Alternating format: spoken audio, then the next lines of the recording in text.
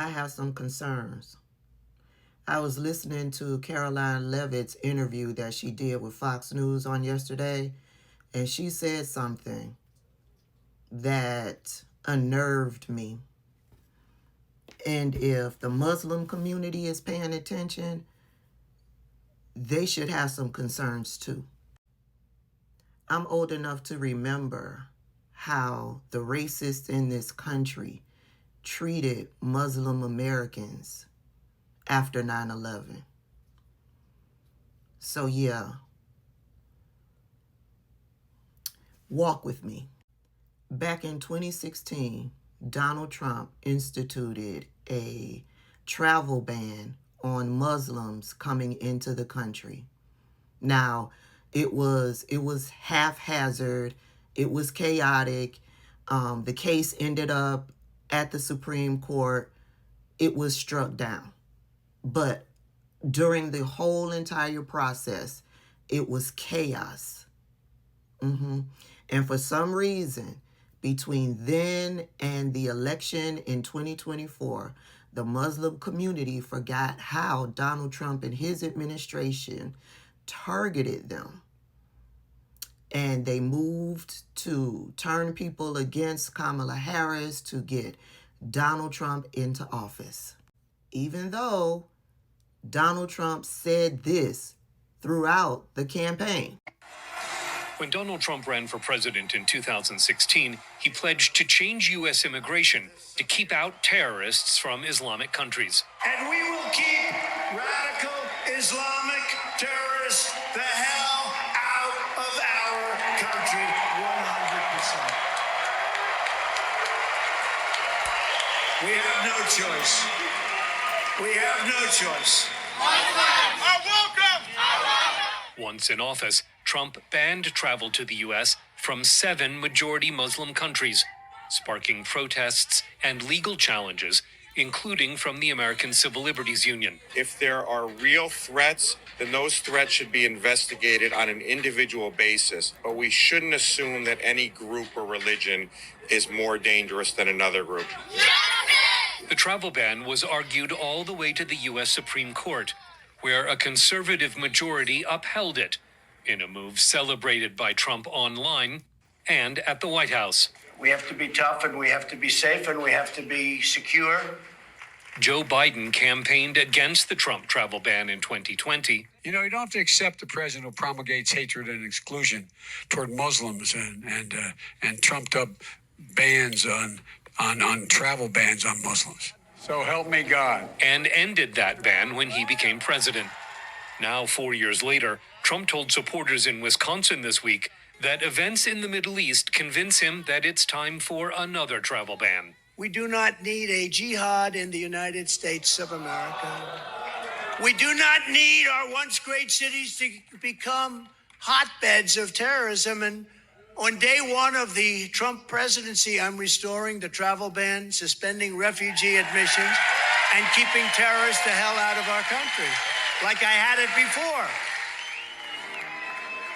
In this campaign, Biden has championed immigrant contributions to the United States, telling a group of campaign donors this week that other countries have suffered because they're xenophobic.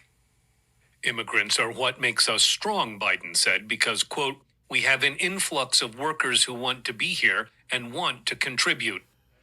An April Harvard Caps Harris poll shows immigration tied with inflation as the top issues for U.S. voters. Scott Stearns, VOA News. That came out in May of 2024. And then this came out in September of 2024. We will deport the foreign jihad sympathizers and Hamas supporters from our midst. We will get them out of our country. I will ban refugee resettlement from terror-infested areas like the Gaza Strip.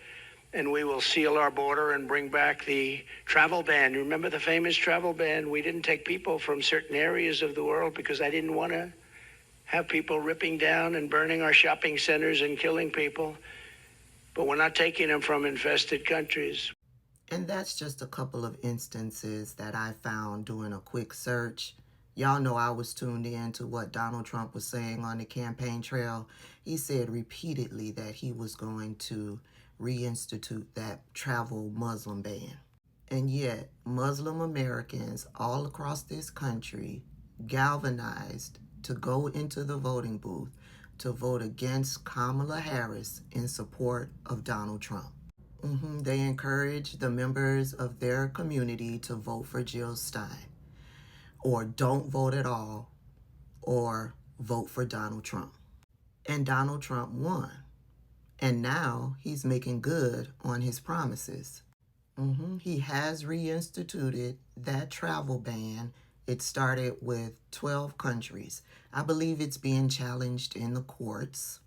And then a couple of weeks ago, he came out and said that he was going to add 36 more countries to that list.